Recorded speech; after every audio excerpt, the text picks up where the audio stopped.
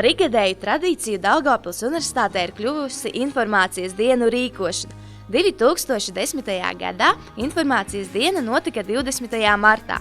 Tajā bija plaši pārstāvētas visas universitātes fakultātes. Informācijas dienas laikā apmeklētājiem bija iespēja iepazīties ar universitāti, ar visām tās fakultātēm un struktūru vienībām. Apmeklētājus informēja fakultāšu dekāni, vadošie universitātes pētnieki un pasniedzēji, kā arī studenti.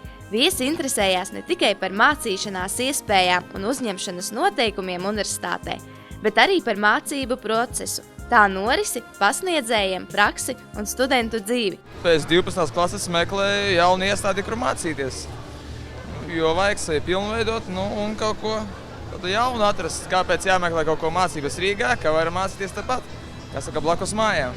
Es zinu ļoti daudz cilvēku, kuriem šeit studē un kuriem patīk. Ļoti daudz pozitīvu emociju viņi tur stāstā, un tāpēc. Tas nozīmē, ka ir labas atsauksmes par Daugavpils universitāti, ja? Ja kādu iemeslu dēļ jums nesanāca būt pie mums šajā informācijas dienā, šogad ir piedāvāta unikāla iespēja apmeklēt mūs atkal 22. aprīlī vai 14. maijā, kad jūs varēsiet iepazīties ar vienu no mūsu valsts lielākajām universitātēm. Nepalaidiet garām iespēju iegūt jaunāko informāciju no pirmavota.